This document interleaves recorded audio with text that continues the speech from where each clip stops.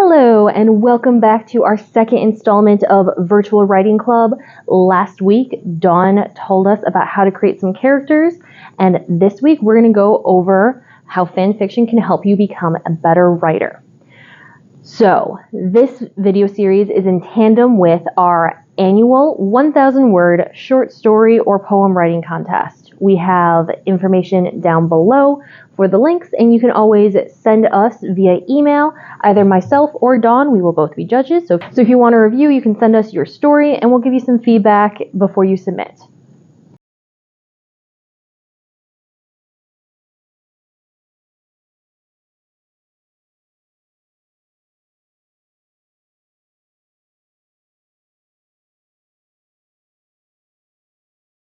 Before that, the best tip I can give you is just write. Practice writing and be consistent with it. Set aside time in your schedule, whether it be in the morning, at night, before you go to bed, as soon as you wake up, after you get home from school. Just practice writing, and it doesn't always have to be a story. You can just write how your day was. So, by practice writing, you'll get through it, you get to be bad. Not everybody's perfect on their first try, and you're going to be bad at something before you can get good. It's just part of the process. So just practice and write. The more you write, the more you'll learn what is a bad mistake and what isn't. I have 3 tips for you that can help with your writing. The first one is just tell a story. Whether it's your story and how your day went, how you got ready in the morning. The other thing you can do is you can just tell a story you've heard a bunch of times. A story from a family member, or it can be a fairy tale that you know very well. Try rewriting Cinderella. Can you tell it all the way through? Can you do it without having to go back because you forgot to explain something at the beginning that shows up later on? That practices your foretelling skill, which is when you mention a little detail at the beginning because it's an important thing that happens later on. The next practice I have is just writing random words. So cherry, apple, mountain, berry, shoe, castle.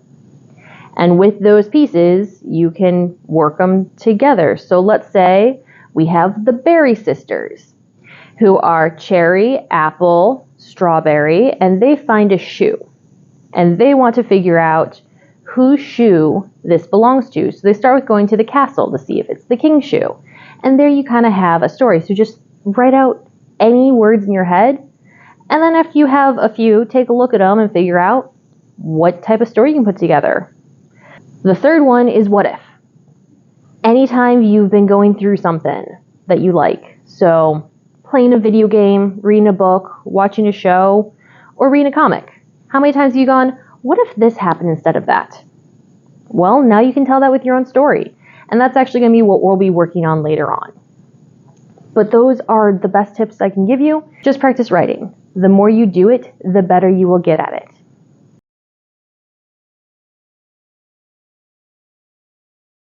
Now let's talk about how fanfiction can help you become a better writer. So what is in a good story? You have, aside from the characters, you have 3 elements. There is the plot, there is the conflict, and there is the resolution. The plot is what is happening, the conflict is the problem that needs to be resolved, and the resolution is how you solve it. Once you work through those, you have a story. The fun thing about fanfiction, though, is it's kind of a cheat sheet. We're using like a building block set, meaning you don't have to create the world that you're in. You don't have to create a plot if you don't want to. And you can use a conflict that's already there. So we're going to work through the what if prompt that I provided earlier. I'm going to be using the 2001 GameCube Luigi's Mansion for my example. So we're going to start with what is Luigi's Mansion? In the plot of Luigi's Mansion, Luigi gets notified in the mail that he won a mansion in a contest that he never entered. So he talks to his brother Mario, and they agree to meet up at the mansion at a designated time before they check it out. That time arrives, Luigi shows up, and Mario is nowhere to be seen. So he goes on into the mansion to see if he can meet up with his brother. Upon entering the mansion, he is greeted by Professor Egads as he's attempting to catch a ghost. Professor Egads lets Luigi know that the mansion is infested with ghosts and he has to catch them all to make it safe. So Luigi is now armed with the Poltergust 3000, a super-powered vacuum designated to collect ghosts, the Game Boy Horror, which is used as a map and can keep track of treasures and ghosts around the mansion, and the flashlight, which stuns the ghost. We can play more into those mechanics. Maybe the Game Boy Horror can keep journal entries. Maybe the Game Boy Horror decides to blitz out right before a ghost shows up. Just because it's something that was originally created, we can change how it's used. That's one of the fun things about fan fiction. As Luigi goes through and starts collecting the ghosts, he finds out that King Boo set this mansion as a trap to get the Mario Brothers there and seek revenge for all of the ghosts that have been beaten in the past Mario games.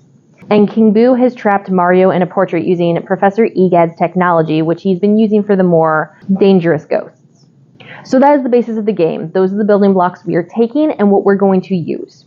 I would love to hear what you all decided to do for your what if. You can say below in the comments, or you can post it in our Discord. I'll be posting my story there so you can read it as well.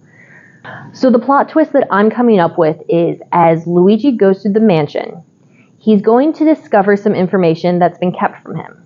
So since we have the portraits that you have to seal away, one of those is going to say Maria Mario. And as we go through the mansion, we're going to find some more paperwork, and we're going to find maybe even a diary for her. As we go through and collect pages of the diary, we will find out that Maria Mario is actually their parents' sister, making her Aunt Maria. But as we find out more information and follow Maria as she's lost her partner and is going through a pregnancy on her own, at the end of the diary, one of the last pages that we find is her final wishes that if she does not make it through childbirth, she wants her sister to raise her son Luigi with his cousin. And that's the story of how Luigi is not actually Mario's brother, but his cousin.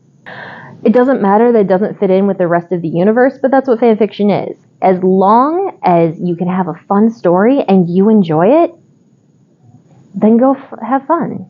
Stop on by the library. You can go ahead and drop on into the sandbox. Will also be one of the judges.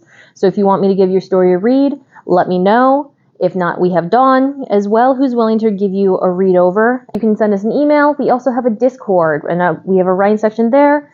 I'll be posting some prompts. You can see what other people are chatting about, and just find some other people that like to write. You can send. All right. Until next time. See you next week on October 21st.